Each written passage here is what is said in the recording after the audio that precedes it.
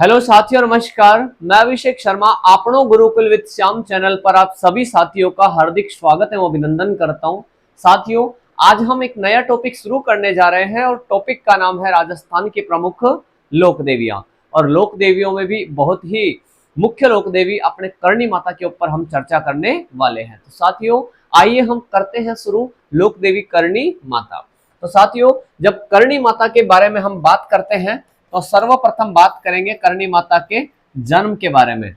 सर्वप्रथम बात करेंगे जन्म के बारे में। तो बात करते हैं जन्म के बारे में। तो ध्यान रखना, करणी माता का जो जन्म है वो होता है 1444। 1444 तो करणी माता का जन्म होता है 1444। और किसके अनुसार है? तो साथियों, ध्यान में रखने की बात है, विक्रम संवत के अनुसार इनका जन्म होता है 1444। क्लियर है। और अगर अपन बात करते हैं तिथि की, अगर हम बात करेंगे तिथि की, तो ध्यान में रखना, आश्विन के महीने में, आश्विन शुक्ल सप्तमी, आश्विन शुक्ल सप्तमी तो किसका जन्म होता है?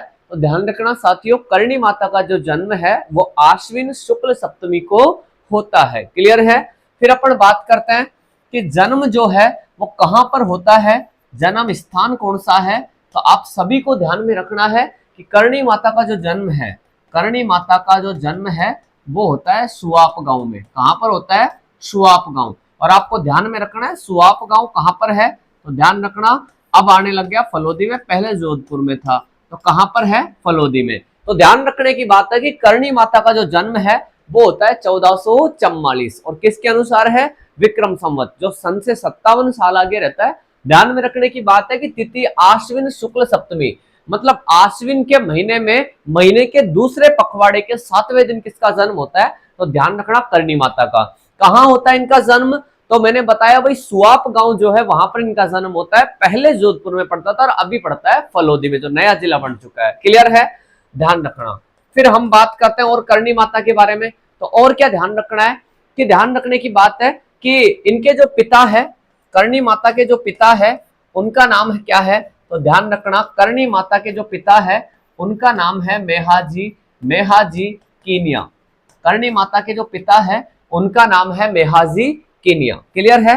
अगर बात करते हैं माता के बारे में, तो माता कौन है करणी माता की? तो ध्यान रखना, माता का नाम है देवलदे। माता का नाम क्या है? देवलदे। क्लियर है। और फिर बात करते हैं अगर करणी माता के पति के बारे, पहले करणी माता की क्या आएगी? बहन। और करणी माता की जो बहन है उनका नाम है गुलाब कंवर। क्या नाम है साथियों? तो ध्यान रखना, करणी माता की जो बहन है उनका नाम है गुलाब कंवर। क्लियर है। तो ध्यान रखना, वही करणी माता का जन्म 1444 विक्रम संवत में होता है। करणी माता का जन्म 1444 विक्रम संवत में होता है। तिथि आश्विन शुक्ल सप्तमी है और सुआप गांव फलोदी में इनका जन्म होता है। पिता है मेहाजी, ध्यान रखना, कीनिया, माता देवलदे, और बहन का नाम क्या है? गुलाब कंवर। बहन का नाम क्या है साथियों? गुलाब कंवर। आगे हम बात करते हैं, तो ध्यान में रखने की बात है भाई, करणी माता जो है, करणी माता के पति, करणी माता के पति कौन थे? तो आपको ध्यान में रखना है, करणी माता के पति थे देपाजी बिठू। करणी माता के पति कौन थे? देपाजी बिठू। क्लियर है। और ध्यान रखना, यहीं पर नोट लगा के एक बात ध्यान रखनी है आपको, ध्यान रखना, विवाह के पश्चात, विवाह के पश्चात करणी माता ने,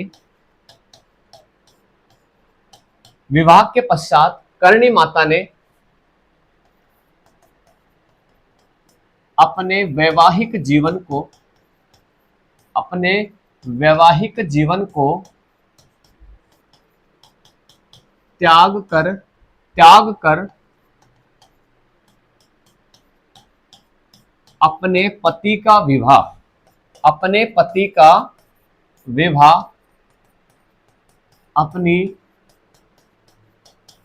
अपनी लाडली छोटी बहन, अपनी लाडली छोटी बहन गुलाब कंवर के साथ करवाया।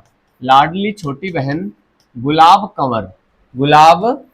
कंवर के साथ करवाया, गुलाब कंवर के साथ करवाया।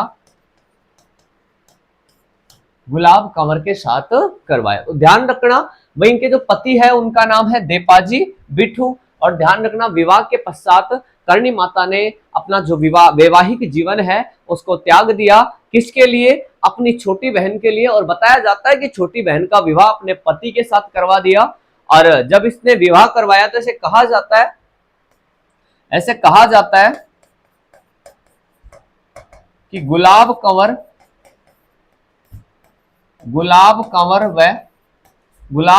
व देपाजी के संतान हुई, जिसका नाम लाखा रखा गया।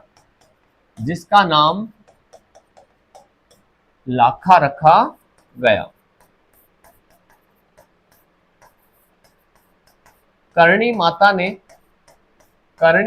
ने लाखा को गोद लिया। करणी माता ने लाखा को गोद लिया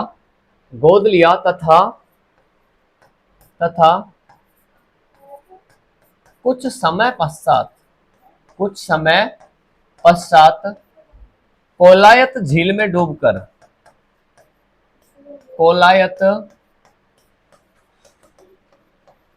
में डूबकर लाखा की मृत्यु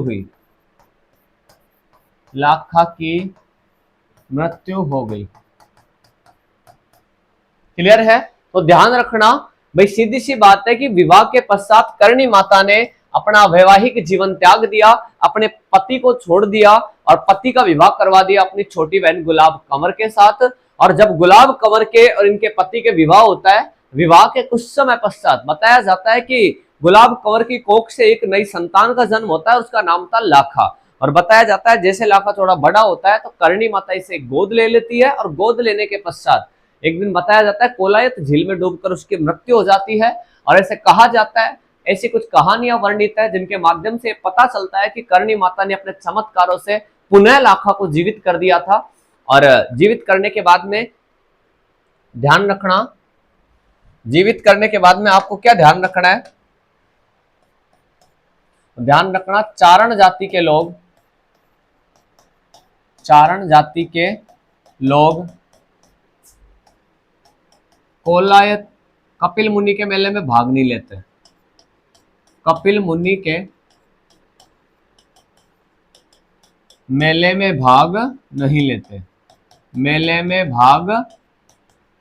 लेते हैं। क्लियर है? और आपको क्या ध्यान रखना है? तो ध्यान रखना करणी माता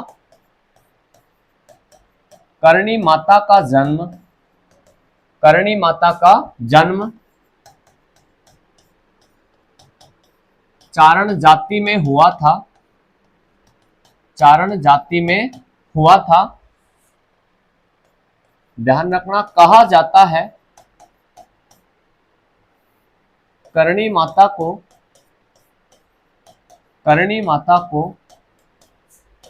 चारणों की कुलदेवी कहा जाता है। चारणों की कुलदेवी कहा जाता है। क्लियर है? तो ध्यान में रखने की बात है भाई चारण जाति के लोग कपिल मुनि के मेले में भाग नहीं लेते जो कोलायत झील के पास भरता है। और ध्यान रखना करणी माता का जन्म है वो चारण जाति में हुआ था, और चारण जाति जो है इन्हें अपनी कुलदेवी भी मानती है। क्लियर है? करणी माता जो है उसे राजस्थान में क्या कहा जाता है? तो ध्यान रखना करणी को राजस्थान में चूहों की देवी कहा जाता है।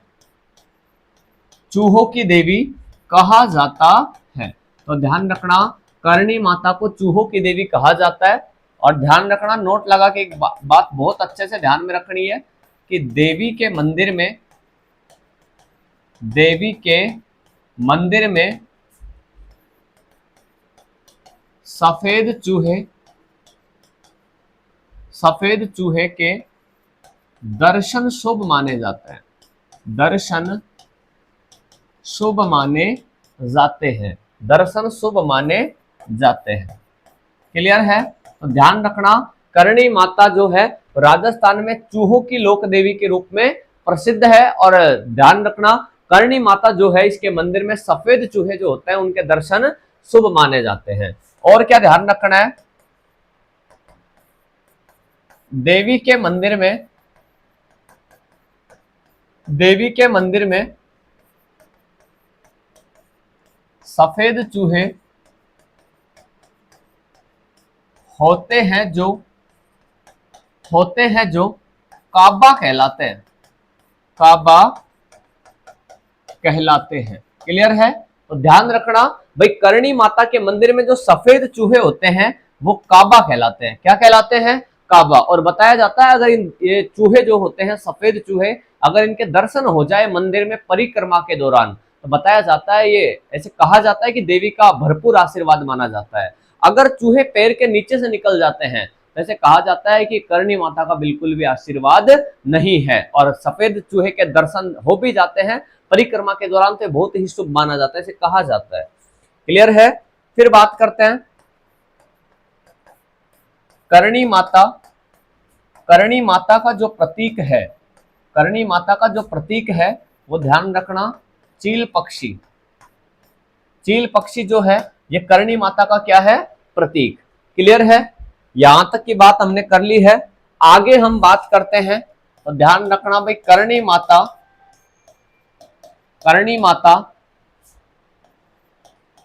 के मंदिर के बाहर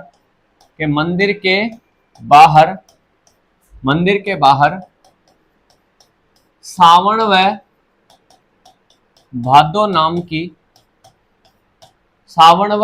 नाम की दो कढ़ाइयां रखी हुई है, दो कढ़ाइयां रखी हुई है। तो ध्यान रखना भाई, देवी के मंदिर के बाहर सावन और भादो नाम की दो कढ़ाइयां भी मुख्य रूप से रखी हुई है। क्लियर है? आगे बात करते हैं, तो ध्यान रखना, करणी माता ने मेहरानगढ़ दुर्ग की भी नींव अपने हाथों से रखी थी। मेहरानगढ़ दुर्ग की भी नींव अपने हाथों से रखी थी। क्लियर है? और इसके अलावा बीकानेर को राव बीका ने देवी के आशीर्वाद से ही बसाया था, देवी के आशीर्वाद से ही बसाया था, देवी के आशीर्वाद से ही बसाया था। तो ध्यान रखने की बात है भाई, करणी माता जो है इसी के आशीर्वाद से बीकानेर को बसाता है कौन? राव बीका। क्लियर है? यहां तक की बात ध्यान में रखनी है भाई। करणी माता जो है इसके मंदिर के बाहर सावन और भादो नाम की कढ़ाइयां रखी हुई है। और इसके अलावा करणी माता ने मेहरानगढ़ दुर्ग जो है इसकी नींव अपने हाथों से रखी थी, और बीकानेर को राव बीका ने बसाया था। और उसमें किसका आशीर्वाद लिया गया? तो ध्यान रखना, करणी माता का। और क्या ध्यान रखना है? तो ध्यान रखने की बात है, करणी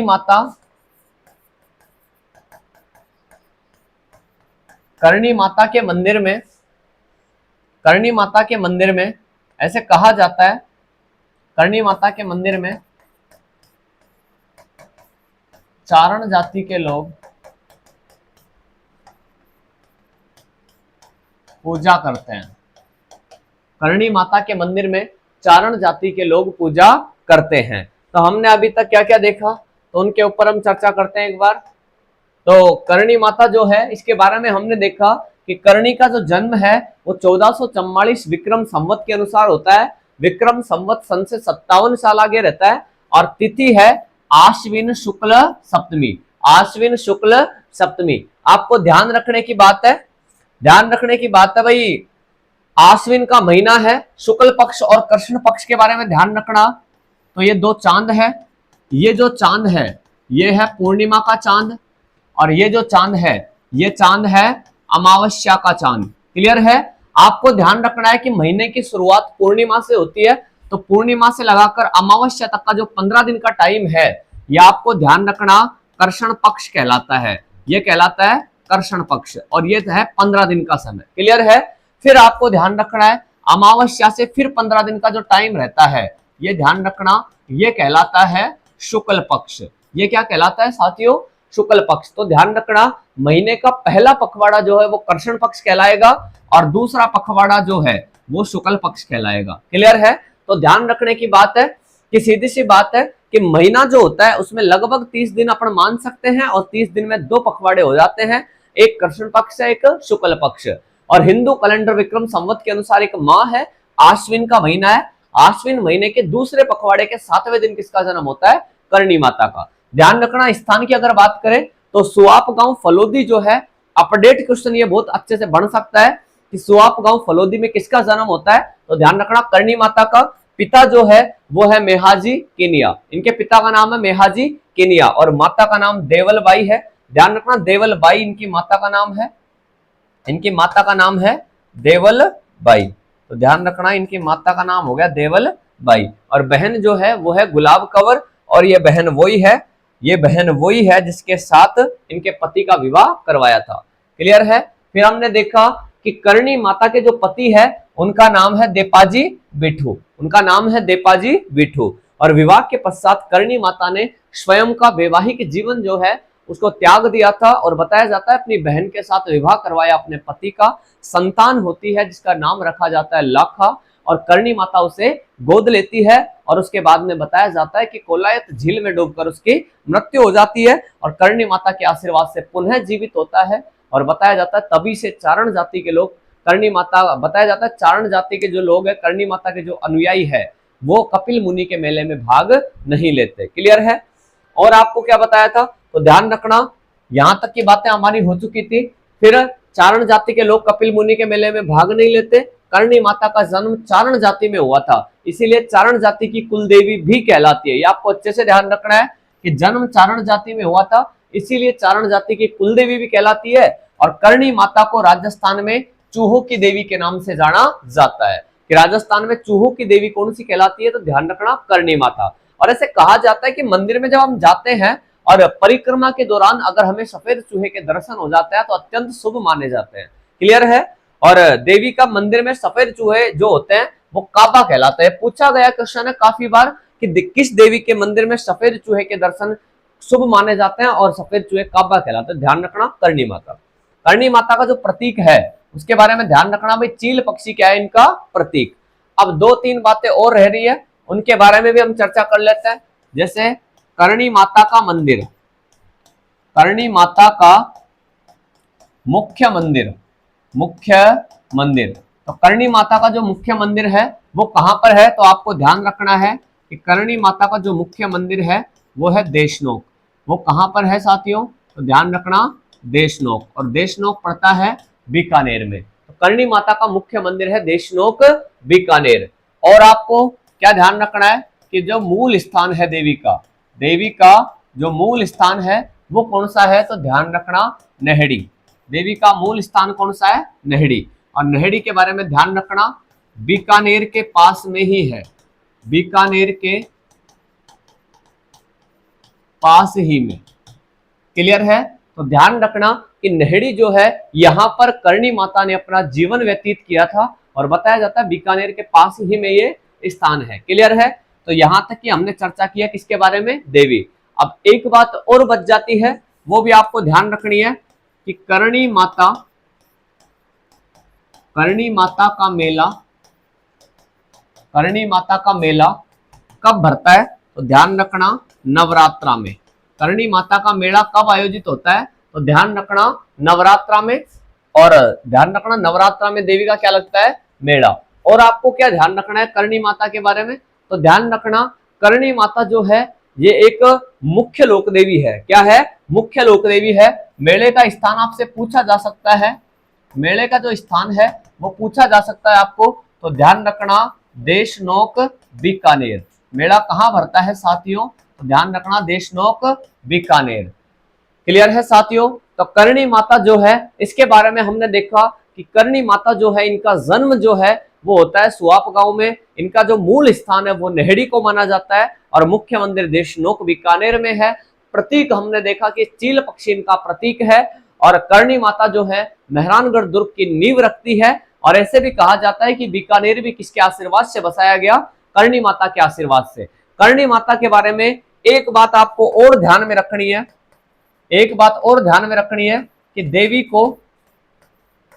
को दाढ़ी वाली डोकरी कहते हैं, दाढ़ी वाली डोकरी कहते हैं। क्लियर है?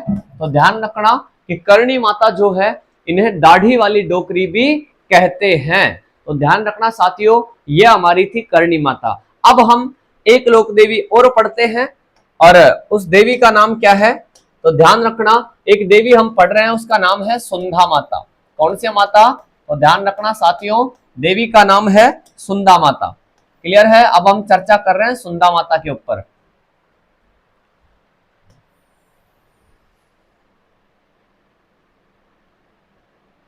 ठीक है, अगर सुंधा माता के ऊपर हम चर्चा करते हैं तो आपको कुछ बातें हैं जो आपको पता होनी चाहिए कि सुंधा माता जो है इसका मुख्य मंदिर कहां पर है।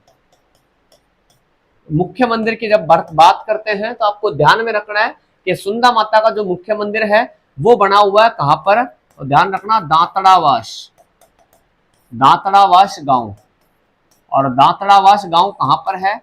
तो ध्यान रखना जालोर में। कहां पर है साथियों? तो ध्यान रखना जालोर में। यहां पर किस देवी का मुख्य मंदिर है? सुंधा माता का। क्लियर है? तो ध्यान रखना, देवी को क्या कहा जाता है? अर्धेश्वरी माता। क्या कहा जाता है?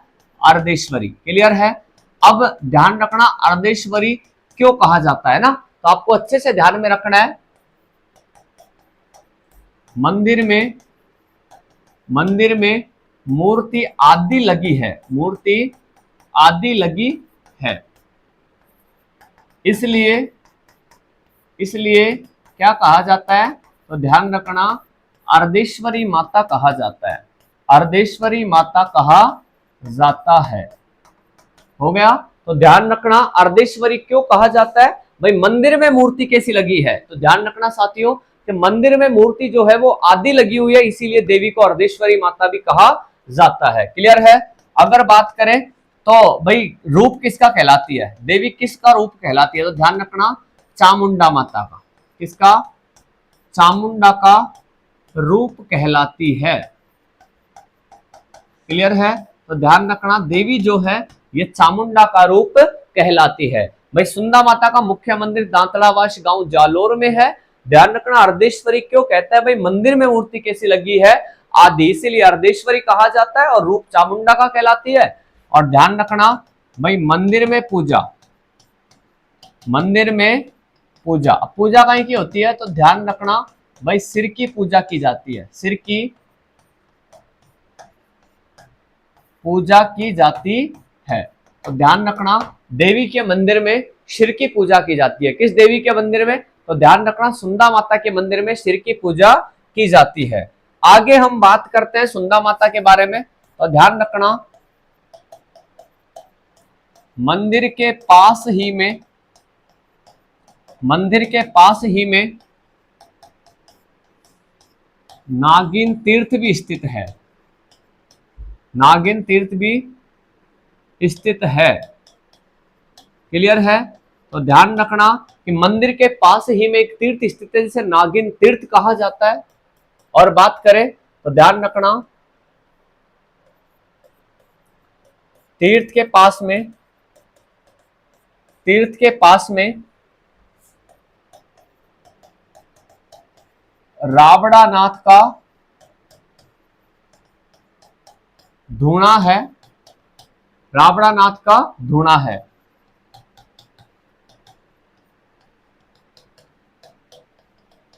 धार्मिक आयोजन के समय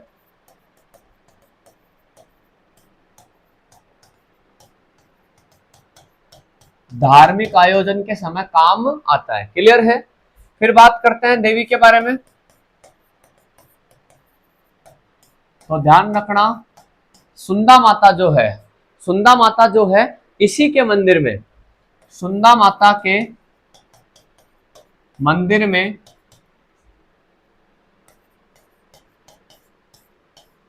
पहली बार रोपवे लगाया गया,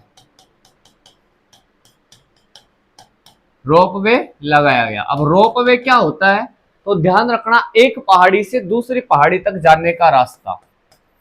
तो ध्यान रखना एक पहाड़ी से दूसरी पहाड़ी तक